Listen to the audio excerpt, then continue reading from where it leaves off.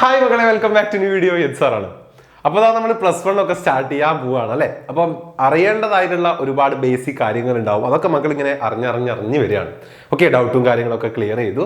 നമ്മൾ +1 ഒക്കെ അടിപൊളിയായിട്ട് പഠിക്കാനായിട്ട് റെഡി ആയിട്ട് നിൽക്കുകയാണ്.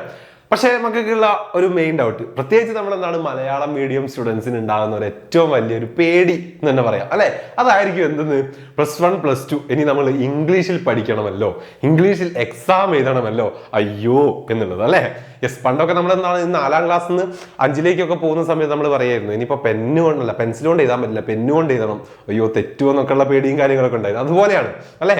10th വരെ നമ്മൾ മലയാളം മീഡിയം ഒക്കെ പഠിച്ച ആളുകൾക്ക് +1 +2 ഇനിയിപ്പോൾ ഇംഗ്ലീഷൊക്കെ ആകുന്നതിന്റെ ഒരു പേടിയും കാര്യങ്ങളൊക്കെ ഉണ്ടാവും. എല്ലാവർക്കും ഒന്നും ഉണ്ടാവില്ല, എന്നാലും ചിലർക്കൊക്കെ ഉണ്ടാവും. സാർക്കൊക്കെ ഉണ്ടായിരുന്നു ആ ടൈമിൽ അല്ലേ, ഉണ്ടായിരുന്നു. Okay, yes.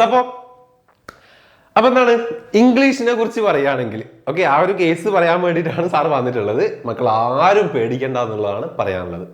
കാരണം എന്താണ്? കാരണം മറ്റൊന്നുമല്ല, നമ്മൾ കൊമേഴ്സ് വിദ്യാർത്ഥികളെ സംബന്ധിച്ച് നോക്കുകയാണെങ്കിൽ എന്താണ്, കൊമേഴ്സ് എന്ന് പറഞ്ഞാൽ നമ്മൾ സ്റ്റാർട്ട് ചെയ്യുന്നത് എവിടെ നിന്നാണ്? +1 നിന്നാണ് അല്ലേ.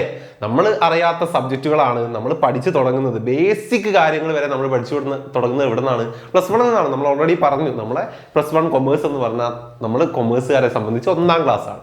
റെഡി. അപ്പൊ ആ 1ാം ക്ലാസ് തന്നെ നമ്മൾ പഠിച്ചു തുടങ്ങുന്നത് ഇംഗ്ലീഷിലാണെങ്കിൽ നമുക്കതൊരു ബുദ്ധിമുട്ടാണോ? ആണോ? അല്ല. നമ്മൾ ആലോചിക്കാറല്ലേ, നമ്മൾ 1ാം ക്ലാസ് നമ്മൾ പഠിച്ചു തുടങ്ങിയത് ഇംഗ്ലീഷിലൂടെ ആണെങ്കിൽ ഓക്കെ, നമുക്ക് ഇംഗ്ലീഷ് ഒരു ബുദ്ധിമുട്ടായി തോന്നുമായിരുന്നോ? ഇല്ലല്ലോ. യെസ്, അതേപോലെ തന്നെയാണ് കൊമേഴ്സിനെ നമ്മൾ പരിചയപ്പെടുന്നതും നമ്മൾ പഠിക്കുന്നതും ഇംഗ്ലീഷിലൂടെ ആണെങ്കിൽ അതൊരു ബുദ്ധിമുട്ടാണോ? അല്ല.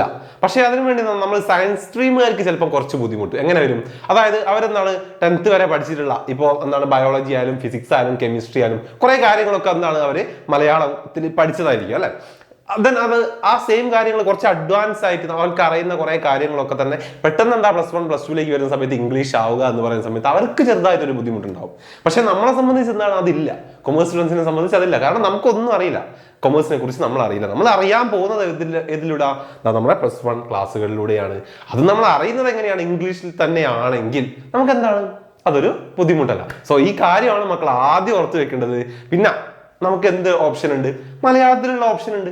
ഓക്കെ, മലയാളത്തിൽ പഠിക്കാം, മലയാളത്തിൽ എക്സാം എഴുതാം, ആ ഒരു ഓപ്ഷൻ ഉണ്ട്. പക്ഷെ സാറോട് ചോദിച്ചാൽ സാറ് പറയും അങ്ങനെ ചെയ്യാൻ പാടില്ല, മലയാളം നമ്മൾ ചൂസ് ചെയ്യണ്ട, ഓൺലി ഇംഗ്ലീഷിൽ നമ്മൾ പഠിക്കുക, ഇംഗ്ലീഷിൽ മുന്നോട്ട് പോകുക. കാരണം +1 +2 മക്കൾക്ക് എന്താണ് മലയാളം എന്ന് പറയുന്ന ഒരു ഓപ്ഷൻ ഉണ്ടാവുന്നുണ്ട്. പക്ഷെ അതിനുശേഷം നമ്മൾ ഡിഗ്രി PG എന്ന് തുടങ്ങി ഹയർ സ്റ്റഡീസിലൊക്കെ പോകുന്ന സമയത്ത് നമുക്ക് അങ്ങനെ ഒരു ഓപ്ഷൻ ഇല്ല അല്ലെ. നമ്മളെന്താ ഇംഗ്ലീഷിൽ തന്നെ പഠിക്കേണ്ടതുണ്ട്, എക്സാമുകൾ അറ്റൻഡ് ചെയ്യേണ്ടതുണ്ട്.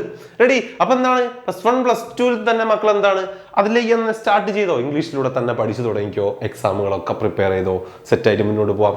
ഓക്കെ, ആ ടൈമിൽ എന്താണ് ഹയർ സ്റ്റഡീസിനൊക്കെ പോകുമ്പോഴേക്കും മക്കൾ എന്താവും, സെറ്റ് ആവും.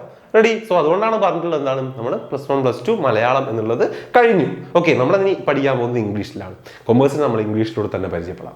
ഓക്കെ, സോ അതുകൊണ്ട് ആ ഒരു ഇംഗ്ലീഷ് എന്ന് പറയുന്ന ആ ഒരു ലാംഗ്വേജിനെ കുറിച്ചുള്ള പേടിയും കാര്യങ്ങളും ഒന്നും വേണ്ട, നമ്മൾ അടിപൊളിയായിട്ട് പഠിക്കും. Okay, ready. യെസ്. അപ്പൊ നമുക്ക് വീണ്ടും കാണാം പുതിയ വീഡിയോ ആയിട്ട്. അതുവരെ ബൈ.